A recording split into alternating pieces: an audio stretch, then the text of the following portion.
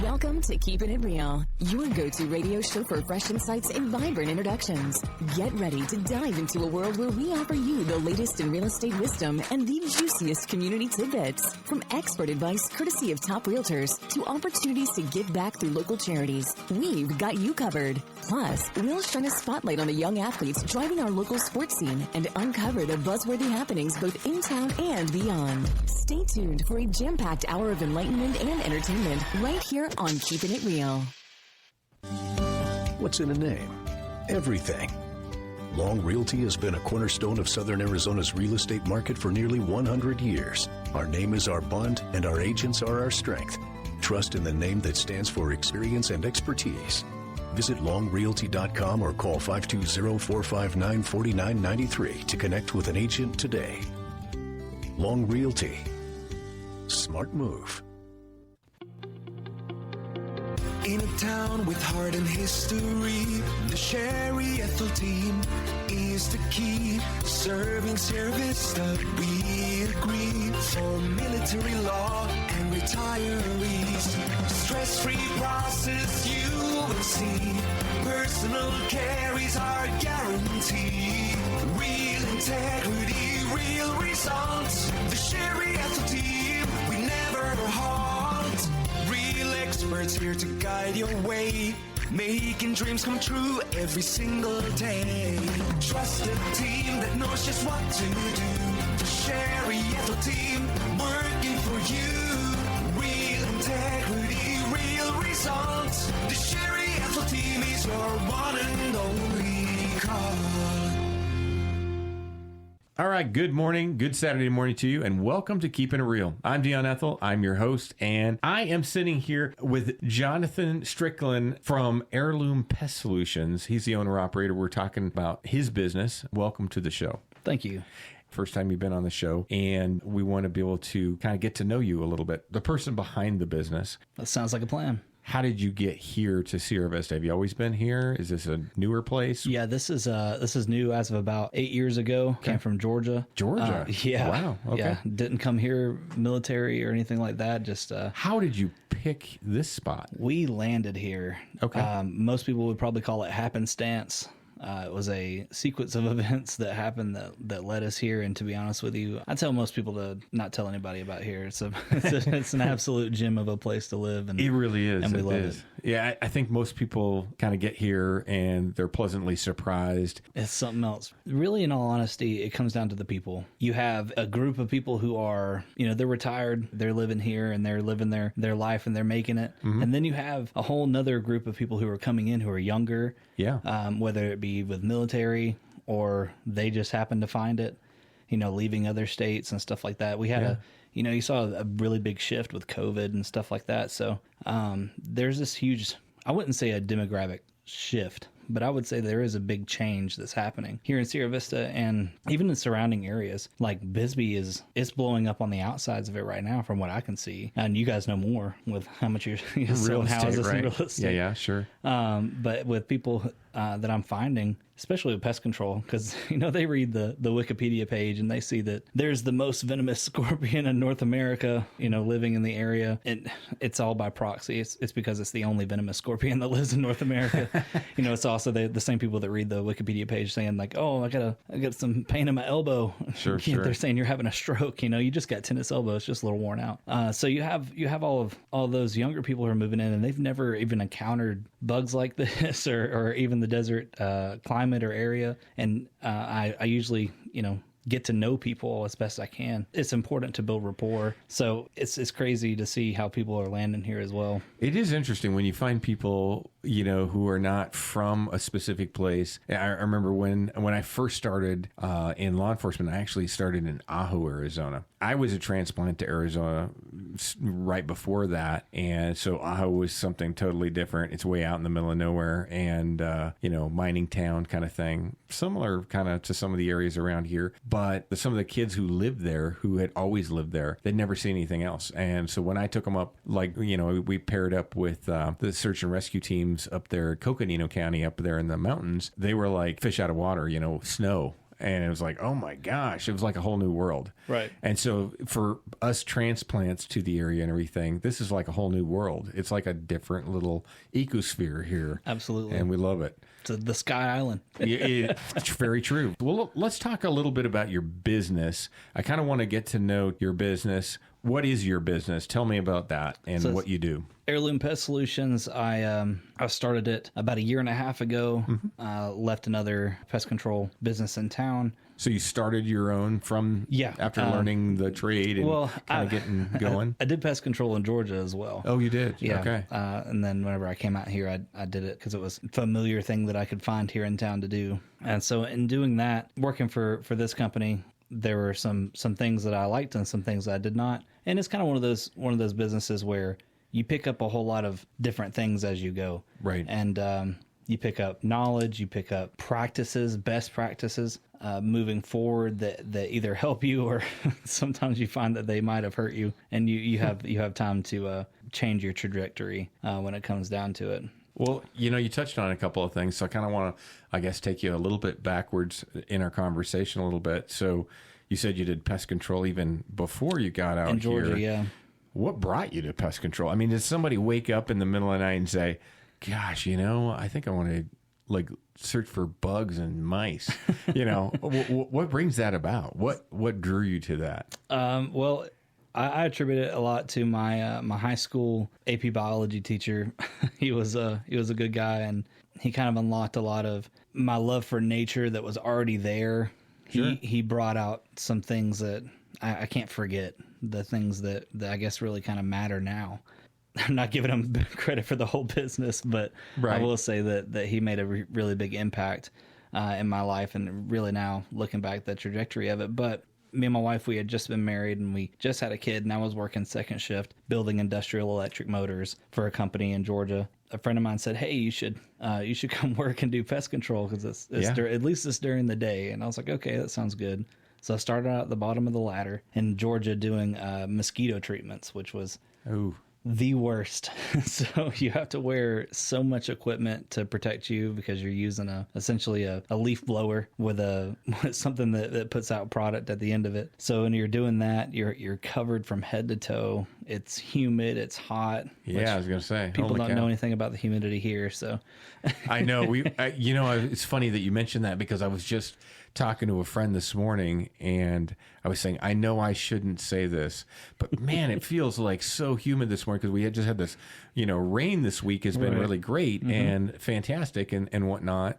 Of course, a few sunny days here and there, but at the beginning of the week, it was really rainy, and you wake up the next morning and it's really muggy, but not like you're talking about. Not like Georgia, no. Yeah, so it's sweaty wet. It's 100% humidity and it's not raining. Yeah. You're just swimming out there. So yeah, it's crazy.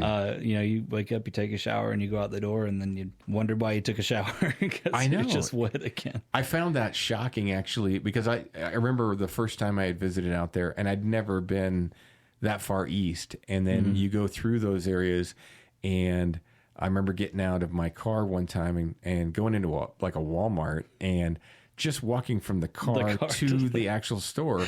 I was like profusely sweating. I mean, like dripping wet, and I was like, oh my gosh, how do people live in this? That's the exact thought I had when I went back. Yeah. So you live in it your whole life. And then you come out here and you spend any amount of time and you go back home and you said, oh my God, how do I live like this my whole life? Wow. So I was an adjustment. Yeah, absolutely. So I was working a second shift job, got the chance to work during the day and be able to come home to my wife and my newborn. And I ended up doing some pretty good work out there, and I ended up taking over 2 routes and was running it by myself. It was really good. Now, did you do something other than just the mosquito stuff? So I started mosquito treatment. Yeah, I started in mosquitoes and did that for about a half a year, and I worked up to a bed bug technician. Oh gosh, that's even worse. I think. I don't know. You would think it's two of the worst bugs on the planet. A different kind of bad. So it was just me and 4 other guys, and we did heat treatments, which you can't. It's hard to do here, because the houses aren't designed to hold heat. They're designed to dissipate it. So there it gets cold enough where you want it to be cold on the outside and then warm on the inside, so your houses are insulated differently. So we would do heat treatments, and so you'd have to lug this gigantic machine out of the back of a truck and hook it up to the house, and the house would have to be prepped, and you'd have to go in and check. So whenever you go in, it's like 120 degrees. Oh my gosh! But it's dry at least. Right. So you go in there. I've heard that dry heat thing. Right. It was a dry heat inside the houses. So yeah, it was a kind of a different experience, and you learn a lot, and you pick up a lot of things. Like I said before, one of which is you pick up a thing called a bed bug protocol. So whenever you come home, you don't. Yeah, I was thinking, this whole time I'm thinking to myself, luckily, I've not been infected by this much, but other people I've heard, Right. and I've witnessed these bed bugs just going from like one apartment to another person's apartment. Yep. And then you take it over to your friend's house, and it's just like this thing that spreads out. One of the more common one is whenever you go on vacation. Oh, really? And what people really don't think about. Oh, I wouldn't have thought that. Because that 4 and 5 star hotel, you don't know who slept in the bed before. So what we found a lot, or what I found a lot doing this for as long as I have, almost 11 years, most people about 3 to 4 months after they spent I'm looking at it from a dad's perspective, by the way. So right. Spend all that money getting your family to whatever amusement park or whatever thing, and then you get them back home, and then 3 months later, you got a big cost on your hands because you guys got bed bugs during that and you didn't know it. So I have a list of things that I tell my friends and anybody who really wants to listen, just be careful whenever you're out traveling. Don't go and jump on the bed the first thing. The kids want to do that, and just tell them, hey, let's not do that. Let's put the suitcase in the tub real quick. Let's set everything. Really? Yeah. You have like a whole routine then. You have a routine, yeah. So you put it. You put your suitcase in the tub. How do you and all the stuff in the inspect tub? Yep. So go and inspect. And what are you looking for? You're going to be looking for, first of all, any live bed bugs. Hopefully it's not that bad. Yeah. But if you find anything, what you'll see is it looks like somebody took a fine tip Sharpie and made little dots, and they'll be in creases and corners, mainly around the corners of the bed. And what is that? That's their fecal matter. Oh, excellent. That's terrible. So, okay. That's their fecal droppings, yeah. So they leave that blood, behind. Yeah, it's processed blood. Really? Yep. Okay. So, and if they're, depends on the thread count of the sheets, so you might even see that it stars out if they washed it, if they've tried to get it out. Okay. You'll see it around the headboards, sometimes even the nightstands. Most of the time, you're looking for corners. What would you see on a headboard or something if those it's same same kind things, of thing? yep. If it was a fabric, probably harder to pick out if it were wood or something. Right. So yeah, because of their coloration, so they are kind of that dark brown color. Now, and I got to admit, I don't know a lot about bed bugs. What are they attracted to? I mean, what do you? Carbon dioxide and heat mainly. Heat. So okay. yeah, so like you'll see that people most of the time they'll get bit like on their close to their armpits or closer to their neck or even their groin or something like that. They'll get bit in those areas because they're the warmer places. And a lot of people, and it's one of those things too where you can't. You're starting to make me feel itchy already. You can't diagnose a bite by looking at it. I can't tell you how many times people are like, "Hey, look at this bite," and I'm like, "I'm not a dermatologist." That's funny. I'm just a borderline entomologist here. I don't know stuff about skin. Everybody reacts differently. Sure. And especially like this time of year, everybody freaks out because, first of all, here, not everybody has an encounter with a mosquito until this time of year. Right. Or even they're biting. Definitely out now. Or biting gnats or what most people in the South call them no-see-ums. Right. It's a biting midge is what it's called. Those come out too. And so people start getting bit all the time. They're like, oh my gosh, just while I'm sleeping. I'm like, well, you probably got something in the house. There's a lot of things that bite people, and they really don't know. I just thought about it. Really, people don't know how much stuff bites them because some people don't have a histamine reaction either. So you have like carpet beetle larvae that happen a lot.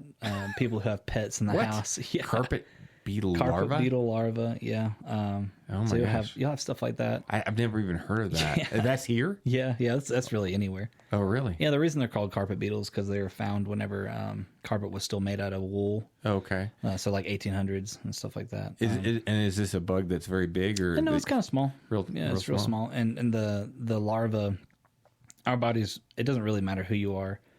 This is one that I found that's almost universal. I'm putting a really big disclaimer on that, almost universal. Nothing that I'm saying is healthcare advice, by the way. And so it's all, people have a histamine reaction to their spit most of the time. So what happens is the the larvae, they eat dead material Okay. and biomaterial. Right. And we carry that on us all the time, our dead skin. Dead skin, yeah. So they go and they bite off the dead skin, and then eventually they get to the tender center, and they end up nicking you, and then they end up leaving these little bites on you. Oh, really? And it really comes down to vacuuming. Probably that's probably the main thing. Yeah. You know, people don't think about, oh well, yeah, the cat goes under the bed, and I'm like, yeah, it does. What do you think it does when it's under your bed? It sheds. Yeah. And all that hair is there. You know, you don't. And then once. And that would attract that kind of stuff. Yeah. They'll set up shop, and they'll. Oh, no kidding. The beetles will come up from All right, outside. you're freaking me out because my dog likes to go underneath the bed a lot. Well, just vacuum. That's all you gotta do. It's hard under the bed. My bed weighs 1,000 pounds. Yeah, you I got one of those- swear. It's just super heavy. Yeah, California king. Okay, I got a lot more questions, but let's take a quick break. We'll come right back. That's an interesting rabbit hole that we've come down, and I appreciate it, Jonathan. We'll be right back with Jonathan Strickland from Hierloom Pest Solutions, the owner-operator. We'll be right back, folks. Discover excellence in real estate with the Sherry Ethell Team at Long Realty, your premier choice in Cochise County. Sherry's amazing team brings honesty, expertise, and a deep understanding of the local market. Whether you're a first-time buyer or a seasoned homeowner, they're committed to your peace of mind and handle every detail for you. Their approach? Personalized service. Above and beyond transactional real estate, building lifelong relationships, nationwide connections, local expertise. There's a reason this team is amongst the top realtors in Arizona and across the nation. You owe it to yourself to call or visit the Sherry Ethell Team, the top team at Long Realty, behind Denny's on Fry Boulevard in Sierra Vista. Call or text 717-599-2439 or Google us for more info. Real integrity, real results. All right, welcome back to Keeping It Real, brought to you by Sherry Ethell and the team right here at Long Realty Studios. I'm joined with Jonathan Strickland from Hierloom Pest Solutions, and we're talking about, well, honestly, some pretty nasty stuff. Well, I mean, we were talking about mosquitoes and bed bugs and these, what was it? Carpet beetles? Beetle larvae. Yep. And got me a little bit scratchy and All the everything. stuff that goes bump in the night. Yeah. And you know, that's interesting. So I was just having a conversation with somebody, and we were talking about, you know, whether it was a myth or not. Somebody was saying on, I don't know, I think it's social media or something. They were like, how many spiders do you eat a year, you know, while you're sleeping with your mouth open? Such a real statistic that people really want to ignore, and I don't blame them. Yeah, it's like, oh my gosh, that's not for real, right? And then you're thinking about these other smaller things that are even tougher to spot. Correct. And yeah, that's crazy. A lot of people don't think about it. Now, I got to ask, we've talked about a couple of many that are probably here. We live in the desert. Right. What's the number one thing that you see the most as far as things that are causing a problem for people here in our community? Well, what do you run into a lot? That question has a little caveat. Okay. So you say, what's a problem for people? Yeah. There is a thing in the industry, and it's what I would like to call a pest tolerance. Oh, okay. And everybody has a different one. So I never thought about that. Yeah, that's true, I guess. You have some people who, you know, they see a roach in the house, and most of the time that's an occasional invader, unless it's a certain kind. And they'll end up, oh, all right, well, I guess we'll call the bug guy, you know. And then you have the person who sees the roach in the house, and they're screaming, and they're on top of the countertop. Those are two different ends of the spectrum. That's true. And there's a million in between. Okay. So everybody has a different pest tolerance. So most of the time what I find in doing business is that people have the occasional invaders inside the house that they just don't want inside the house. And, you know, completely agreeable. They don't pay rent. They don't belong there. So really, to answer your question fully, it's most of the time it's just the American cockroach. The American cockroach. Is there a way to so I live, disclaimer here, I live kind of out in the country a little bit. I live out in Hereford. And boy, there's a lot of them. And I have a few acres, so I got a lot of space. I got chickens and other things that kind of attracts them. And at night when I go put away the chickens, there's a gazillion of them. Yep. You know, and a few of those will make their way to the house somehow, get through the dog door or something like that. And I wish they wouldn't. I'd like them to just stay outside at least. I mean, I can tolerate, like you said, because I've used to that kind of living and everything. I'm not too worried over it as long as it stays in its place. I don't want it inside. Can you prevent them from coming inside? Is there a way to do that? So most of the products that really anybody would use in the professional setting, they don't act as a repellent. Okay. So most of them are designed to kill the bug once they get into the bug's system. Okay. Which has a lot of benefits. With roaches in particular, you'll have where the way that they operate, which is probably going to give you the ick again. Okay. This is going to be an interesting show, I think, Jonathan. I it's kind of interesting. You're going to walk out of here and you're going to have a lot of knowledge giving all our listeners are creeps. You didn't know you wanted and probably didn't want to begin with. But the adults actually feed the juveniles and babies inadvertently. So they go back to the harborage area and then they defecate, and the juveniles and the younger roaches actually eat their defecation. Really? So what happens is if they go through my product, if and when, it gets into their system and then it comes out in their defecation. I see. So then we end up killing a couple of generations there and helping out. Now there's environmental factors, and if there's one thing I've said a million times, and I'll say it probably a couple million more, is that there are, I'm going to use million again, millions of variables around just your house alone. So the fact that you have probably shrubs or trees or anything like that drops leaf litter around the bottom of them, you're going to have a place for things to breed and eat and live. And then once they get either driven out, most of the time people are seeing, they're seeing a lot of activity during monsoon seasons and things like that because they get driven out. They don't like drowning just like we don't. Right. So they end up coming out and they run for the hills, and most of the time your house is that hill. That's a good point, yeah. The main thing I could say for ways to keep them out of the house, physical barriers. Yeah. If you're standing in front of your front door and you're looking at it and you see daylight, you should probably seal that up. Right. Not just for bugs. That's for your cool air. Right. In the winter, your warm air. Keep it inside your house. You're paying for that. Yeah. There's no reason to keep it open for everything else. So when you're treating for, like, say these roaches or whatever, you're spraying and it kills them eventually and whatnot. Are you spraying like a barrier? Are you kind of doing that? I see these guys come in and like treat the office, for example, and they always seem to come around the edges and whatnot. Yeah. So mainly it's the exterior of the house. I go about 2 feet up, about 2 feet out from the house. Okay. That creates an ample space for things to come in contact with product. Okay. And it allows for it to do its work. Because if I were to just go and put a 6-inch band around the house, that's not a whole lot of probability that things are going to touch it or even stop in it. Especially with, say, scorpions, they most of the time won't get the product inside of them unless they stop and they rest. So if they're stopping and resting in it or where I put it, then that's the key. Because they have a totally different system that they operate with, which makes them a hard pest to get rid of. Sometimes roaches can be difficult to get rid of. They seem like in my place. I don't know. Yeah. I've got a garden house that's real close to my chicken coop, for example, and so has lots of access into the building, and so they'll creep into there and you'll see a bunch in there. Right, a lot of moisture. Right. And open dirt. I'll bomb that thing at some point and kill a whole bunch of them, and you won't see any for a while, but then they're back in the chicken coop, and then it seems like it's just a never-ending story that I have a hard time. With chickens, you have to be kind of careful, too. Because you don't want to eat them, right? Well, that's not the fact they eat them. So with product especially, so I'm taking big water droplets and making them really small ones. I'm putting them around. I'm aerolizing product at some point. Yeah. Or to some degree, especially whenever it's the hotter months.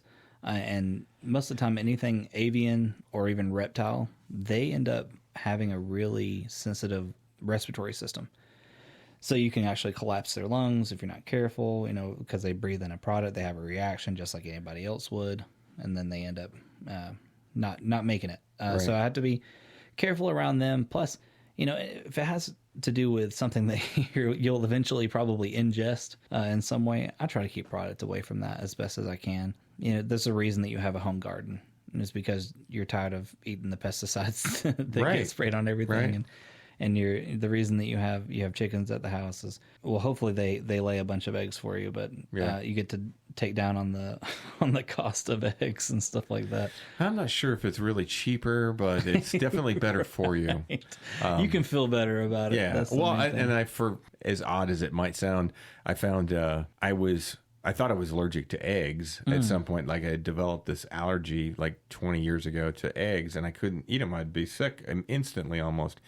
And it turned out, as we got down into it, drilled down to it, I'm actually allergic to the cleaning product that they use in a commercial egg. And I didn't know that until my son worked at one and was talking about it, and then of course working with the doctor and everything. Right. And you figure out, holy crud, and so I can eat eggs all day long as long as they're my own. And awesome. you just can't over clean them with a lot of chemicals and everything. Yeah, some people find that they can't eat chicken eggs, but they can eat duck eggs. That's interesting. I found that one too. And duck eggs are really rich. Yeah, they're crazy.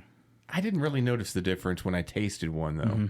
It's kind of interesting, but I only had one, and just as an experiment, because I was like, never had one, and it was kind of different. They're not the best for baking, but no. And some people even prefer them. I don't. Yeah. I'm not a baker, so. I don't know how we got off on that subject. Yeah, but... sorry. Back to the gross bug stuff. Right. Well, it's interesting though with the bugs, and I gotta admit. So I've had a few other bug guys here, some other pest control companies over the years, and you've probably this is probably the most technical conversation I've ever had. You seem to know a lot about the different species. Yeah, was that because you like look into it? You're studying it? Absolutely. I mean, are you? Absolutely. Yeah. I mean, we have a lot of people, obviously military town. Yeah. We have a lot of people who have, and on top of that, intelligence side of things, you have a lot of people who are trained to study your enemy. Right. And if you don't go into that, into any kind of really any field of work, and have that viewpoint, what are you doing? You're just spraying some stuff that you were told to spray. Yeah. And I think that's what makes the difference in between a job and a career. Yeah. Whenever you take that level, I like that. Yeah. You take that level of onus, really, just to know what you're dealing with. And there are some guys that I've worked with who some of them actually have their own businesses too, doing pest control, that are just as knowledgeable, and they've made it a whole entire mission to be the most knowledgeable, and to treat effectively. You have to be, otherwise you're the dude that comes out and you squirt some stuff around the house and hopefully it Make works people like feel magic. good. Right. It's a big placebo. That is something, though. That's another thing, right? For some of those people, like you described at different ends of the spectrum, right? The placebo effect. It gives you that sense of protection that maybe you didn't have. But it's interesting, though, because I mean, you even kind of at one point was talking about your pest experience and talking about just, you're kind of this bug expert, and that's your job, right? And I guess one expects it, but you don't hear that very often. You don't hear people talk about the pests in the way that you're describing on an insect, down to the details, nitty gritty maybe, but the real gross stuff. But it's kind of interesting because you don't hear that, and you seem like you're kind of interested in that education piece too. Absolutely. Do you talk to your customers and tell them about all that? Absolutely. It is the biggest part. Honestly, I spend more time talking to people than I do really treating houses. Really? I've always, this is one of my staples, and it's actually one of my, inside of my business for, it's just me, but even inside of it, if I plan on growing, I'm going to have a list of values. And one of the biggest things is that I've always felt that educated customers make good ones, because otherwise you're the dude that shows up, you have all the answers, and you spray the magic stuff, and then you leave. And then once there's an issue, then first of all, it's fully your fault, because people don't know anything, and they're not going to unless you teach them. Right. Because they hired you for a reason. Right. You're the person that fixes the problem. Now, if you come in and you have this viewpoint of, all right, I'm going to tell you everything that I can. It might seem like word vomit, and you probably won't catch everything, but there will be a few key things that you might remember. Like, oh man, I saw this in the house. You know what? He did say that if it got through the barrier, then it's dead. It just doesn't know it yet. There is a process that goes along with it. Yeah. And that's just a simple one, but it creates really, in all honesty, a relationship, a rapport with people that you're not even face to face with at that point in time. You know, I get about an hour maybe with people. And if you look at, I do bi-monthly services for the most part. So let's just say everything goes really well. And I do spend a full hour at your house. It varies, 30 minutes to an hour, depending on the size of the house and how much people want to tell me about their family or their dog, or, you know. Right, get off on a side I love that. discussion. I love that. Honestly, I like being a people person. This is the job for it. But you end up spending that time. So in a year, I've really, in all reality, only spent about 6 hours with you. Oh, yeah. Yeah. If you look at it that way. If you do that, yeah. And that comes down to just being personable. I'm a human being. You know, I'm not a robot. I do make mistakes. I can't account for every variable that's out there. I'm going to do my best to. And I'm gonna plan as best I can. I had somebody in my life that always said that proper planning prevents piss poor performance. Right. If you constantly stay on top of knowing what's happening around someone's house, even down to the weather, you can really help people instead of just being the dude that shows up and squirts the stuff around the house. Yeah. I got invited to somebody's wedding. Really? As the bug guy. And you're the bug guy. I'm the bug guy. That's funny. There's like a commercial I saw that had somebody, a plumber or something there at their wedding. But yeah, that's awesome. Yeah, that's incredible. It's crazy to think, you don't think of that the bug guy gets invited to some crazy family function, or you get invited to the cookouts or whatever. But the amount of rapport that you can build, honestly, a lot of people really miss out on. Yeah. And I think that's one of the main things that's awesome. That has been a driving factor for me. And I have a story in a little bit that we could talk about. Well, let's do that. All right. Let's take a quick break. We'll come right back. Folks, this is Keepin' It Real, brought to you by Sherry Ethell Team right here at Long Realty Studios. We'll be right back after these brief messages. Do uneasy markets have you waiting for the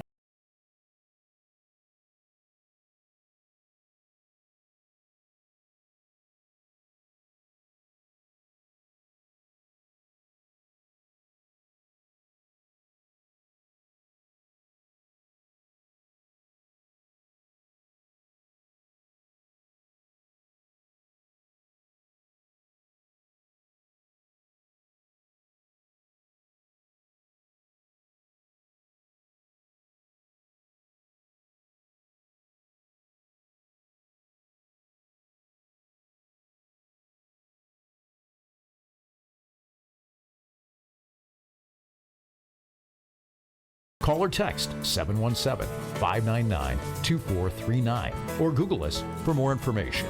Real integrity, real results. All right, welcome back to Keepin' It Real. I'm Dion Ethell, your host. I'm joined with Jonathan Strickland from Hierloom Pest Solutions, owner-operator and bug extraordinaire, talking here about, I'm really in depth. I mean, I got to hand it to you. You're really kind of blowing my mind with the level. You know, I've had a lot of bug guys come on the show before, and we never talked this deeply about individual pests. And it's kind of interesting. I like the technical aspect.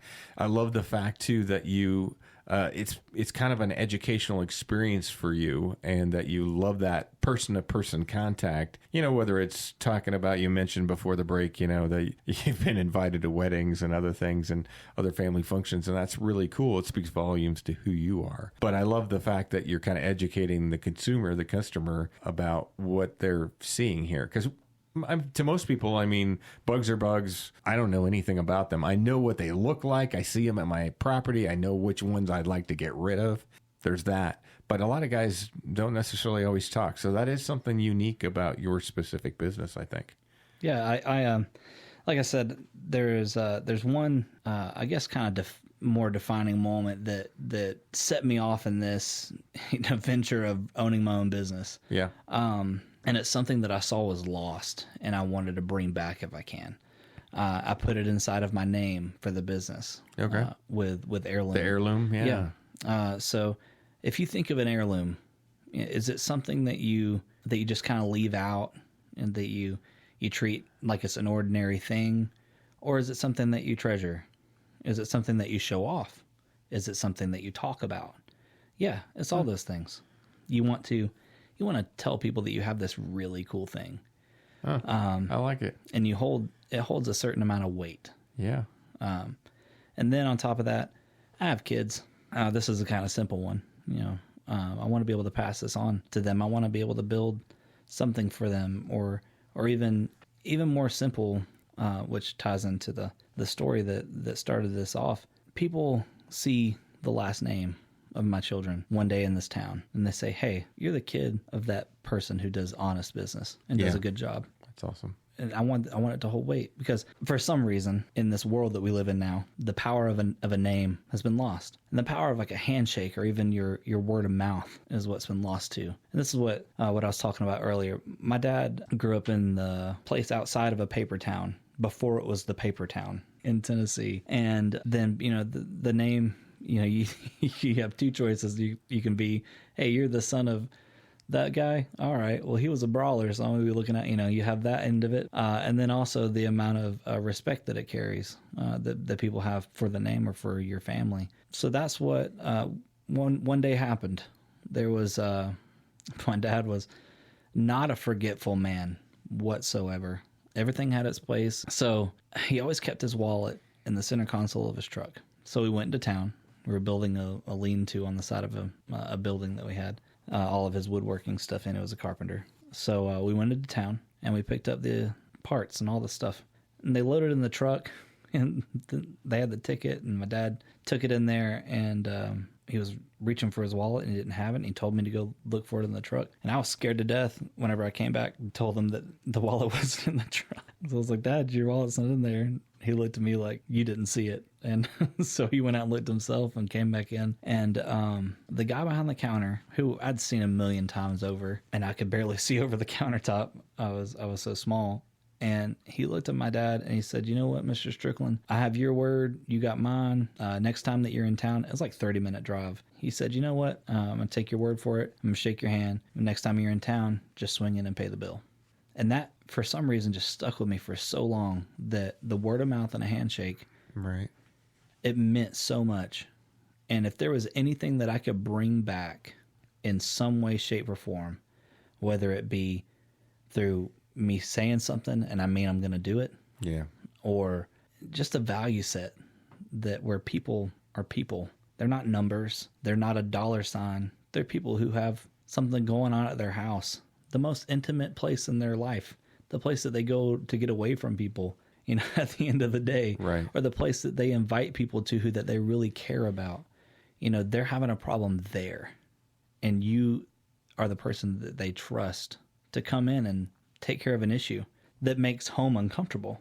So you have a pretty important job as a pest control guy. Yeah. That's an interesting perspective. Yeah, to make the place that is supposed to be the most comfortable that again. And getting back to the story of just saying, look, I want to be able to bring that level of, first of all, integrity to the table, to say, look, this person, a person I trust. Yeah. I've had people, actually, I think even one of my Google reviews says this, that like I'm the only person that's allowed to be in that person's house when they're not there. Yeah. They don't trust anyone else to do it. And I was like, that's huge. First of all, whenever you build rapport, you know the person. So right. And then you're able to say, yeah, definitely that's a big praise. Yeah.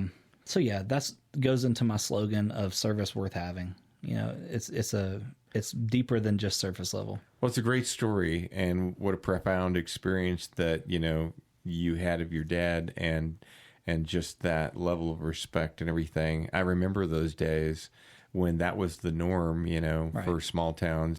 You picked the right place to land, though, because I feel like this is kind of one of those places where that kind of mentality can flourish and be respected. I know that's one of the things that is important to me. Even, as a realtor, we deal with a lot of contractors, and you don't want to pass off somebody to somebody who's trusting the most.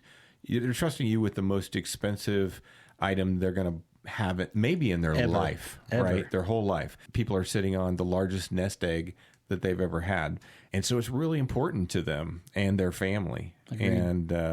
And so what a great opportunity to to be able to meet contractors like yourself that really have those same shared values that we do. And we don't want to just pass that, somebody off to just anybody. We want somebody I can absolutely trust. Like I've got some guys on my speed dial that I can call up, and I know that they will treat this person, with the utmost respect and care, whether it's an elderly person, whether it's a young person who is a new home buyer, right. and could easily get maybe sold down the river a little bit because they just don't have the experience. Right.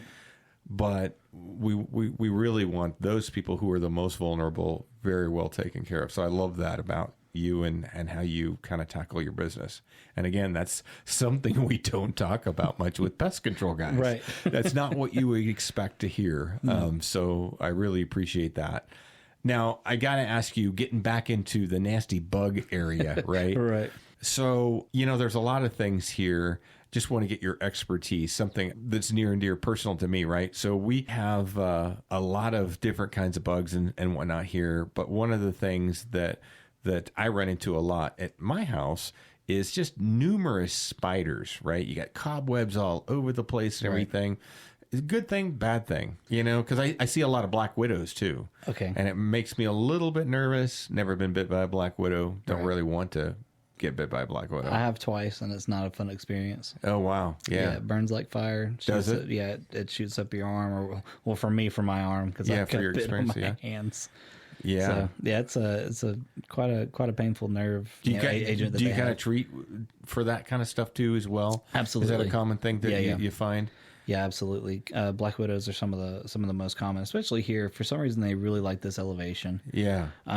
See a lot of them. Yeah, I see a lot of them, especially with J-trim houses too. So you have your houses, your stucco houses. Right. They love that J-trim underneath. Underneath the edge. That right flashing is just perfect for them. They build that really nasty looking weird web that's kind of tough, to break up and take down. They end up, leaving it alone. They only come out whenever something's in it. So Well, it seems like this time of year too, you see a lot of the egg nests, and everything, egg sacs, and so I just think of. Every time I see one of those, oh gosh, I got to get that out of here because it's going to turn into a million little spiders. It's going to turn into quite a few, yeah. Yeah. And I have no idea how many they actually come out of one of those little sacs, but one too many. I will say this though, just on the pest education side of things, black widows aren't aggressive. They're not going to come after you or anything. Right. If you grab them on accident, which is my case. Common, yeah. Yeah, that's what happened to me. Sticking hands, don't stick your hands where you can't see them. Yeah. Not just for spiders, but there's all kinds of we critters. live in the desert. There's all kinds of stuff that could grab you and you don't want to grab you. With those guys, for sure, if you have small children, it's probably best. We make sure we take care of that. Yeah. But as for, your cellar spiders and your other things, at our house, we have a shower spider. We leave him alone. He does a good job. He takes care of any... Doesn't need much. Yeah. He doesn't need much. Sometimes he's a little... My wife, and then we have 2 girls. So... How old are these girls? Just turned 10 and just turned 4. Do they have the same interest as you do in pests? So... Do they get some of that from osmosis interest from you is kind of... Yeah? Interest is an interesting word. I would say that they are educated more than most other kids. Yeah, I wondered about that. Yeah, and it comes down to, a lot of the time, the easiest thing for a parent to do is instill a little bit of fear. Yeah. Whether it's healthy or not, it's debatable. They instill a little bit of fear in your child over bugs because most people aren't educated enough or don't want to be educated enough or don't care to know. They're like, okay, well, this is a bad bug, so stay away from anything that looks like that. Yeah. And here we have southern house spiders, and they look a lot like your black widows. And they also have a web that looks very similar. But they're great spiders. They take care of everything. They're such a good spider. But then again, you have the adverse side of things where you don't want your kid out there, oh, look, Mom, it's a little spider.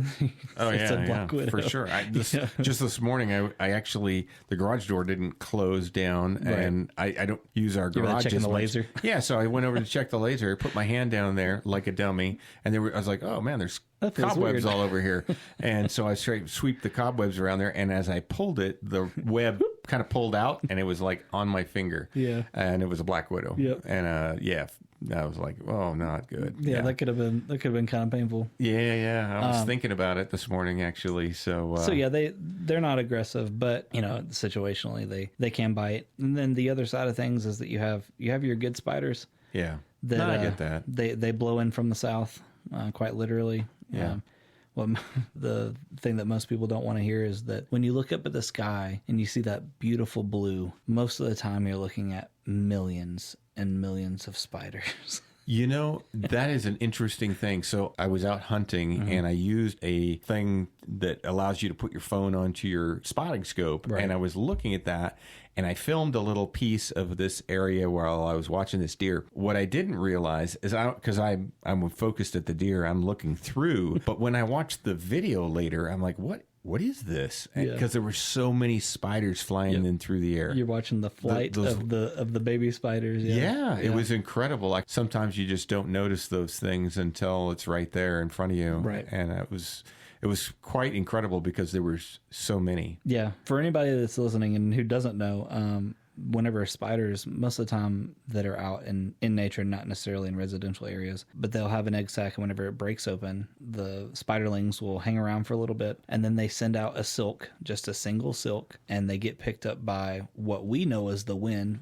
and mainly it's electrostatic currents, which the wind follows. So they get picked up by electrostatic that's in the atmosphere, and they get pulled up into the upper atmosphere, and most of the time they land at your house. Your house is just sitting there. The wind's blowing up against it, especially here, because we're in the valley. All the wind currents come blowing down, especially where you're out in Hereford, and where I'm out, same area. Our houses get hit with these spiderlings, and they don't need anything to grow past their first and maybe even sometimes second instar, which is their growth patterns or their shed. You'll see a little. Yeah. Most people are like, oh man, that's a lot of spiders. I'm like, no, actually, that's one spider that is now. Shed its exoskeleton several times. That I don't know if that makes people feel better or not. I've gotten all kinds of reactions to that. But so yeah, they hit your windows and then they come in through window tracks because they're so tiny. Yeah. And then they, you're like, oh, I saw a spider in my house. I'm like, okay, well, more than likely they came in through the through the slide of the window or something like that. Yeah. Especially if it's an older house. Yeah. Because you have that felt that's in the window track, and out here it gets dry. It's the first time I've opened the window in 15 years. Well, what you did is you broke the felt. Oh yeah. So now it's sitting up one way, and it'll never come back down. So even when you close that window track is now open. Yeah. So you have like, oh, I see a bunch of spiders now. I'm like, well, more than likely this is the issue. Right. So. Huh. Well, okay, I got to take a quick break. Let's come back, have a little more conversation. I want to ask you about one thing that some areas of our community have a lot of and not others. And I want to ask you about scorpions. We'll be right back after these brief messages with Keepin' It Real.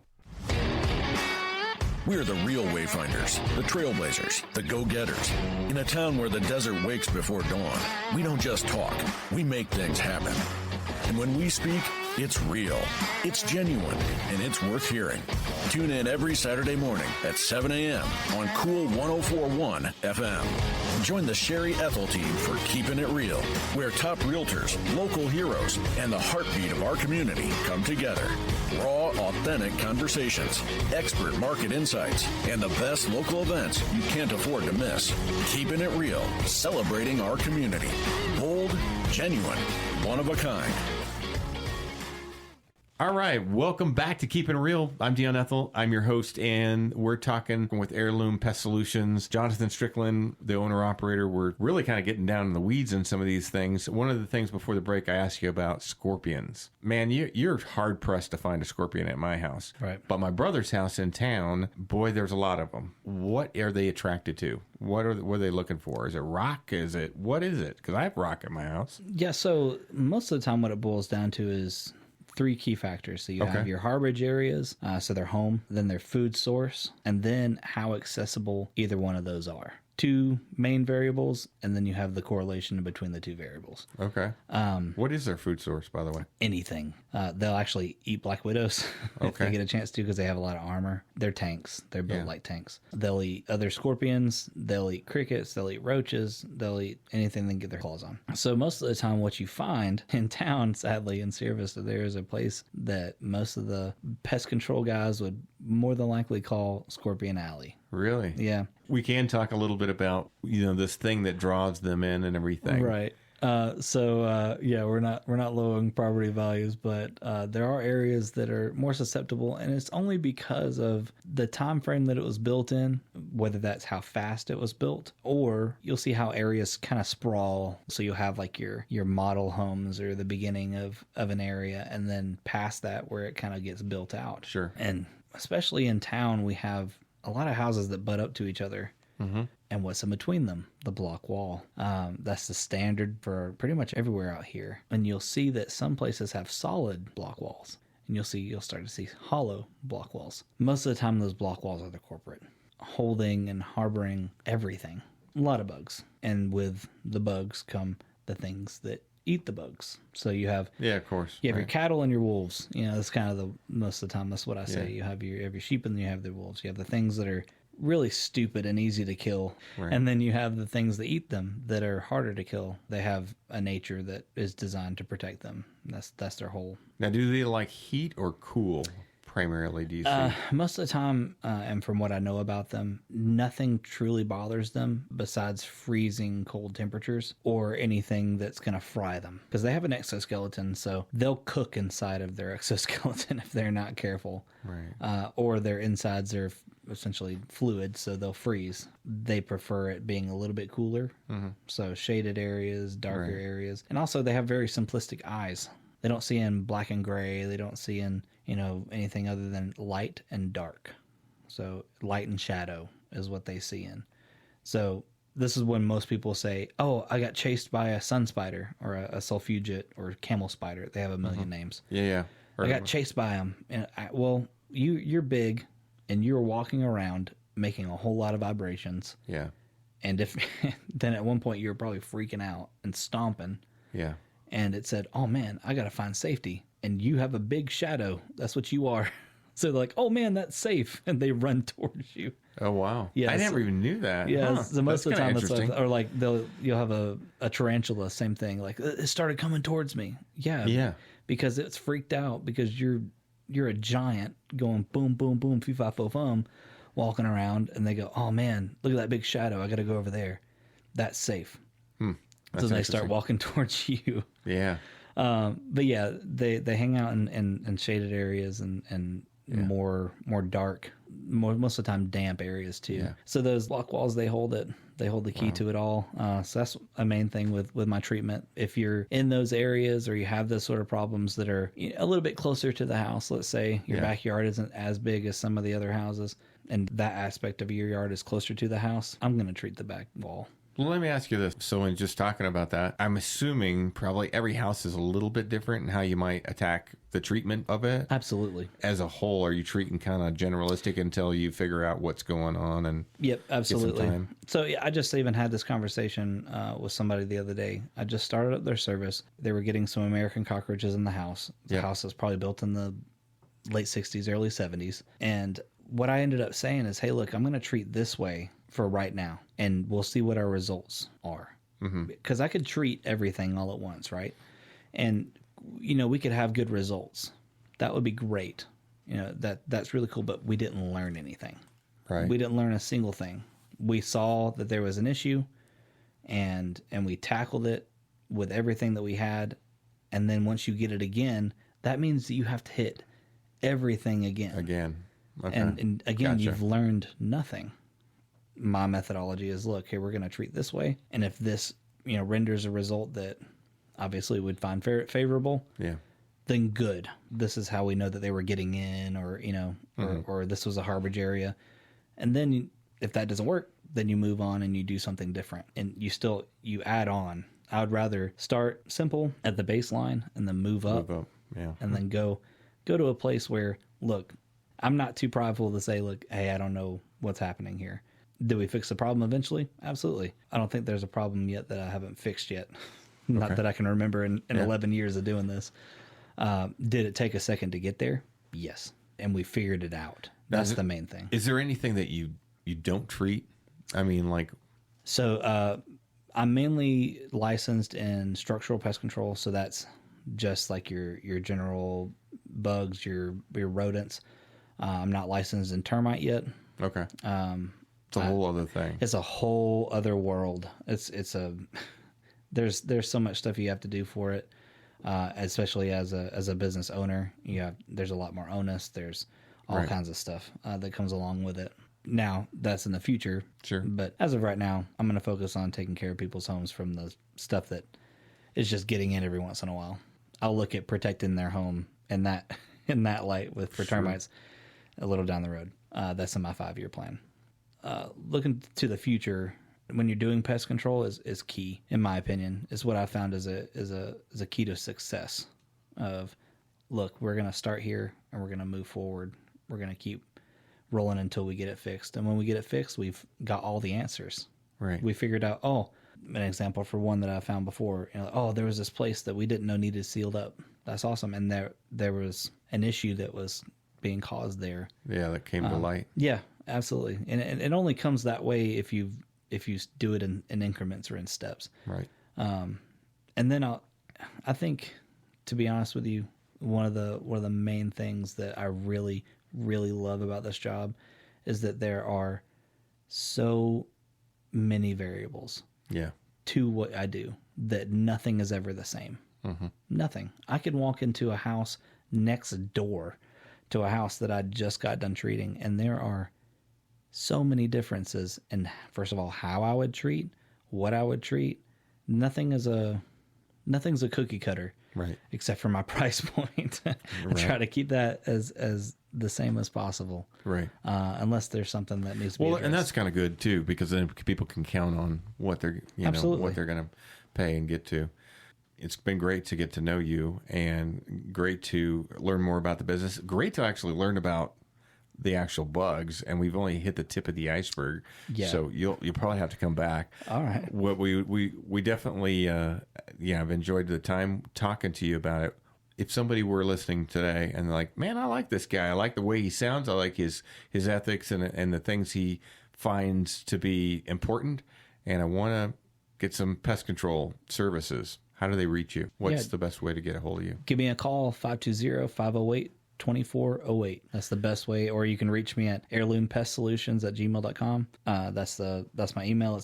I'm going to be a little bit quicker on answering a call. I always keep it with me. I've always got it on. What's that number again? 520-508-2408. Awesome. Very good. Very good. Thanks, Jonathan. I really appreciate it. Appreciate getting to know you. Final question.